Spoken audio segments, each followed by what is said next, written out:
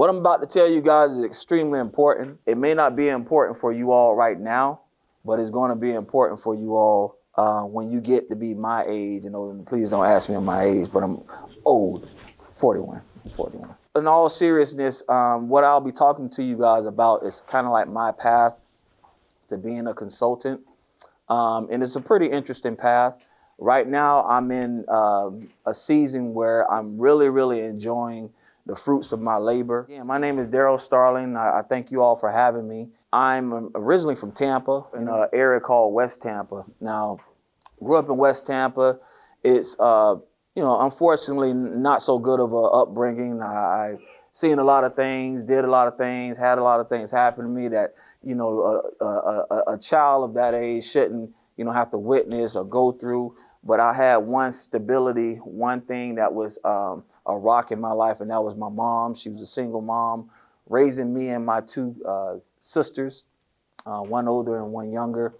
The neighborhood I grew up in, it was not so good neighborhood as far as, a lot of drugs, a lot of crime, just a lot of bad things happened in that area. But I had friends who I could go to and play with and, sometimes do bad things with. So, I can't say I had a bad childhood. It was just the area that I grew up in was pretty bad. So I always knew, looking in my neighborhood, I always knew that I wanted to do something. I just didn't know what I wanted to do because my neighborhood had buildings that were deteriorating.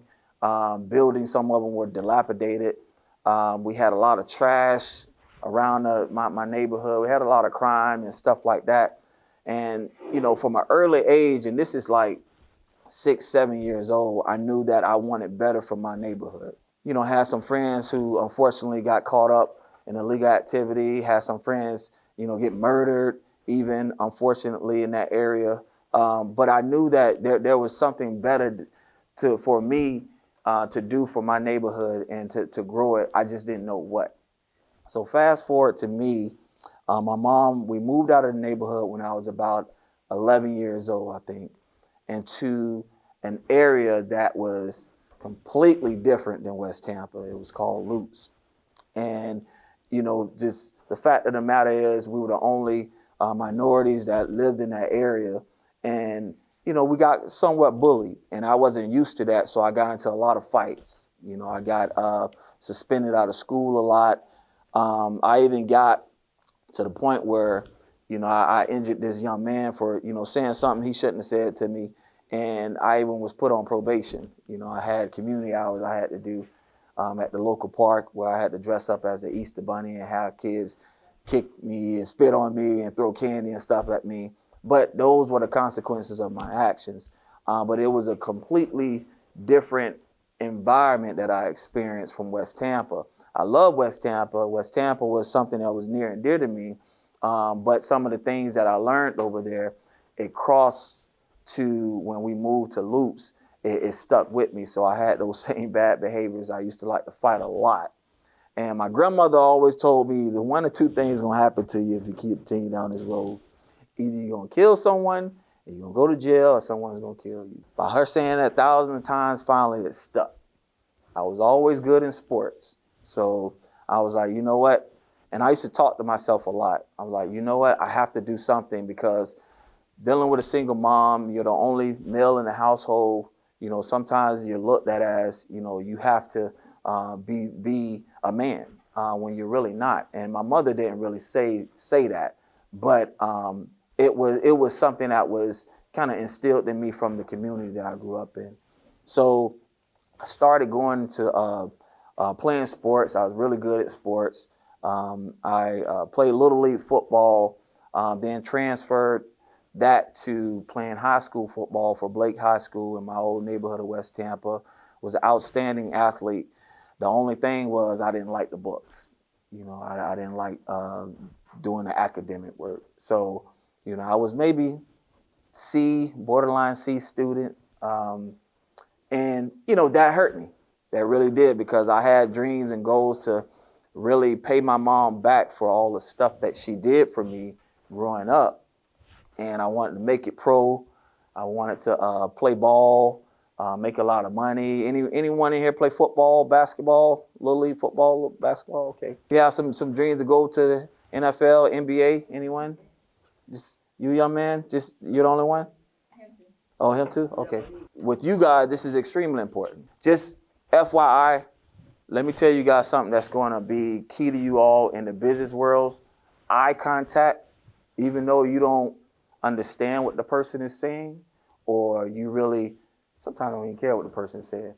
Eye contact is extremely important because when you're looking down and when you're looking side to side and stuff like that, you're not ingesting that information that's coming to you. And the information I'm telling you, it could not stick with you now, but 5, 10, 15 years from now, you'll remember something that I said. Because some of the background that I grew up in, it may be some of the background as you all are growing up in right now. Played ball for Blake. I didn't have the grades, so coming out of Blake High School, I was recruited by some pretty substantial university. Florida State was the most prestigious one. But they were like, listen, your grades, you know, so what you would be better off doing is going to junior high school, which is Hillsborough Community College, and then transferring. So I said, forget that. I'm just going to do my own thing. So I did go to Hillsborough Community College, but I didn't stick around playing ball or anything like that because I didn't feel like, you know, putting in that work academically. I know that I needed to continue my education. That's why I didn't stop. And, you know, I could have did anything from, you know, vocational school, technical school to college. I just know I couldn't stop because my mom was a hard worker. She worked 2 jobs. And just to see the work ethic she put in, I didn't want to give up. Fast forward to me graduating Hillsborough Community College.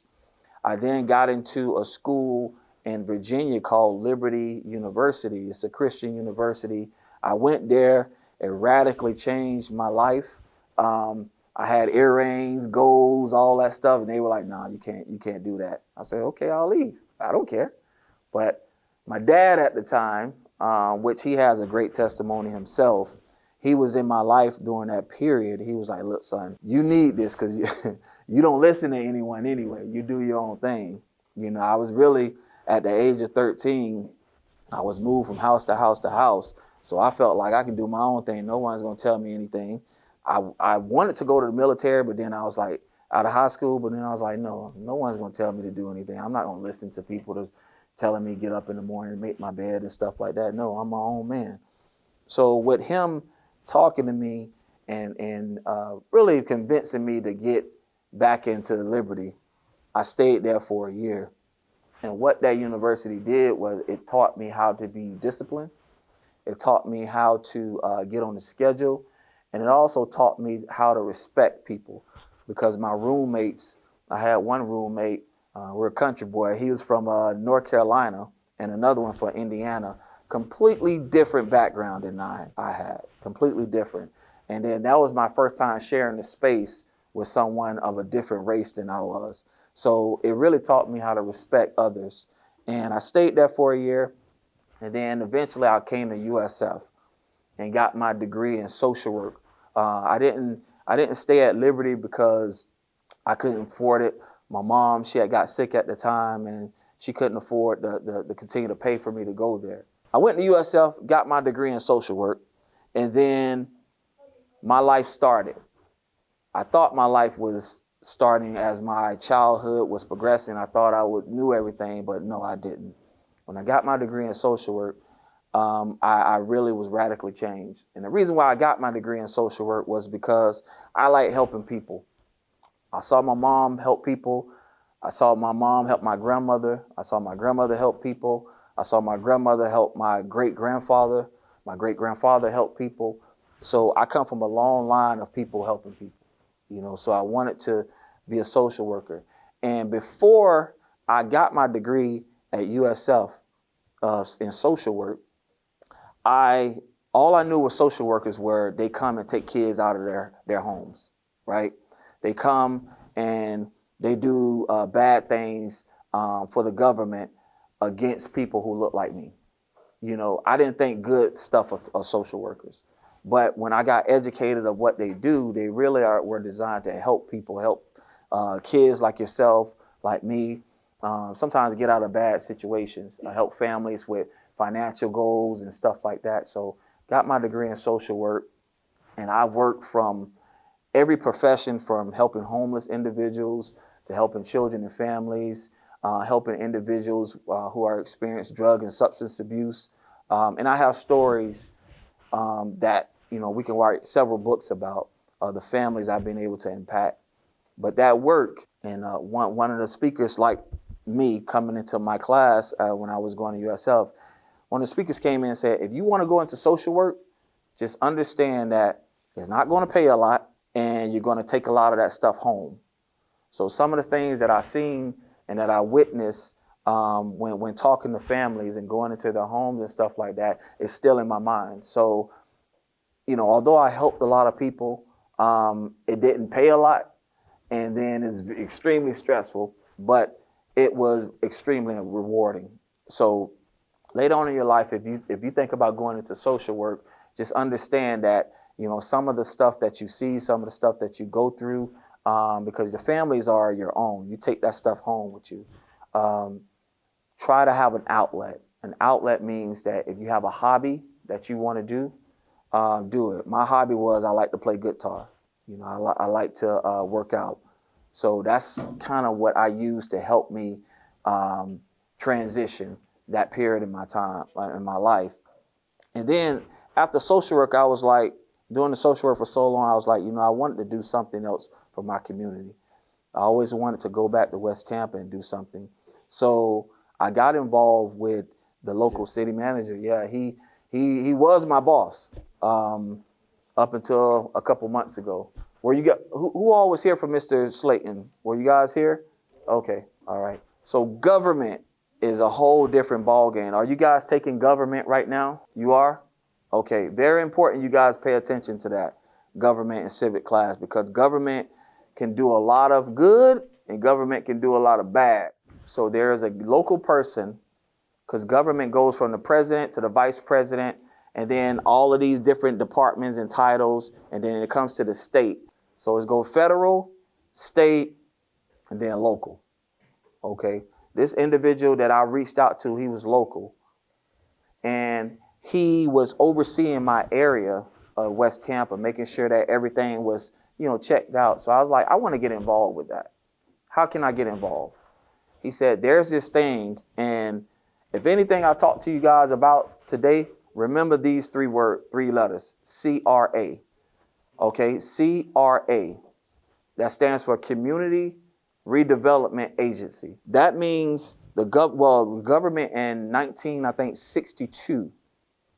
They designed a Florida state statute, I think 163, saying that areas in each city, all right, that have dilapidated buildings, that have poor looking buildings and stuff like that, we want to revitalize. How many of you guys know what an abandoned building looks like? Yeah? So no one knows what an abandoned building looked like? Something went wrong with that building, and that building owner, property owner, he or she can't afford to fix that building. So now what the CRA does is the CRA gives money to the government for the government to try to fix that area. When I got out of the University of South Florida, I started volunteering for a CRA group, advisory group called ETCRP in East Tampa. Say, for instance, we have $1 million, right? We can say, oh, we want this $1 million to go toward fixing sidewalks, or we can have this $1 million go toward fixing homes. So we, as the CRA, we decided where we wanted that money to go. And then that money was used to start different programs and stuff like that. So that's how I got involved with the CRA. And then I was like, you know what? I can do this on my own. I was working for the city of Lake Wales with Mr. James Slayton, who's an awesome, awesome leader. And I was like, I could do this on my own. Why can't I do this on my own? So I talked to a lot of people, did some research, and I started my own business. And it's called D. Starling Consulting. So what I do is I go into different cities and talk to different community leaders about how they can revitalize their area. So tomorrow, for example, I'm going to Jacksonville. I'm going to Jacksonville to talk to some city officials, some churches and stuff like that, to tell them how I can help them revitalize their area. So one of the programs that I was able to start here in Lake Wales, in the area that I work in, it's called the Northwest neighborhood. So in Northwest neighborhood, we have a lot of homes that roofs are caving in, a lot of mold in the homes. A lot of the homes need new windows, ACs, stuff like that. So what I did is I started a program for seniors, saying that, okay, because my grandma meant so much to me, I was like, you know what? We're going to have a program where we can help fund the rehab or fixing the seniors' homes. So that program is called Legacy Housing Rehab, because I want to pay respect to the seniors who are leaving a legacy. And these homes are passed down from generation to generation to generation. So that's extremely important. So tomorrow in Jacksonville, that's like one of the things that I'll be talking to them about. What we're doing right now and throughout the state really is building up communities like the Northwest neighborhood, right? So that's my role. That's what I do as a consultant, among some other things as well. But I work all around the state: Tampa, St. Augustine, St. Pete, Lakeland, Winter Haven, South Florida, you name it. But I did all that. I mean, I said all that to tell you all, you can have a goal, but once you reach that goal, don't be afraid to have another goal. I had a goal to continue to go my education, and I didn't know what I wanted to do, but I know I wanted to continue my education. So once I started continuing my education, I was like, I want to go into social work. I met that goal, and I was like, you know what? I want to do something for my community. I met that goal, and now I'm owning my own business. That's another goal that I had. Anyone here want to own their own business when they get older? You? Okay, what type of business? Clothing shop? Okay, that's good. That's good. Like, you'll make the clothes or you'll get the clothes imported? Make them? Okay. So you have a logo? Okay. That's something you can work on when you get home. You can work on your own personal logo. My personal logo, and I'll show you all before I leave, I designed my own logo, for my business. So that's extremely important. And with business, starting your own business, you have to make sure that you understand financial literacy, respect the money that you're earning. And when I say respect, I mean you're able to allocate it toward really important things and things that you want and things like that. If you all want to start your own business, get on it right now. Start educating yourself on how to start your business. If you guys need help, I'm pretty sure they have business classes and stuff like that here. Yeah, I'm pretty sure they have that here. So very important to come up with your own logo first and then go from there. When I got through with social work, wasn't earning a lot of money. I got a job as an executive director for One More Child in Lakeland, right? The most money I was earning in my life was $60,000. So then I got a job with the city of Lake Wales, moved up another notch, $80,000. So then I was like, you know what? I want to start my own business. I want to do this on my own, and I want to do this all across the state and eventually go across America. So I told Mr. Slayton, and then I told the legislators there, listen, I want to do what I was doing when I was hired with you guys, but I just want to have my own business. They respected that because of the work that I put in. They loved the idea. So they cut me a check for $100,000. Now, of course, some of those taxes I had to pay into the government, but the rest of it is mine. My wife and I were saving up for our home. That's where that financial literacy come in. I want a Bronco, a 2023 Bronco. I can't get it yet, but some of that money can go toward that. But the money that I was earning with the city, I now am earning $20,000 more in an instant. And that's not even the other contracts I have across the state. So there's money in, your dream, your goals and things of that nature, but along the way, I had to suffer a lot. I had to go through a lot. you know, and I'm not going to bog you down, guys, down with my journey, but it was a rough journey, and I'm still not there yet. But helping my community and helping people who are in distress and low income and things of that nature, it has paid off for me, you know, and I'm not spending my money, you know, just frivolously. I have a goal for that money. And then I'm lining myself up, my family and myself, to do more with that money. My wife, she's an entrepreneur as well. You hear that term a lot, entrepreneur. She's opened up her own, she's a baker. And she was able to do that because of me being able to do what I did. So this stuff is all interconnected, ladies and gentlemen, and you have to understand that planning now for your future is important. Planning now for your future is important. Trust me, I was just like, you know, some of the people in here not listening, my head down, like, man, this dude, shut up. You know, I was just like that. So that's why I have patience for them.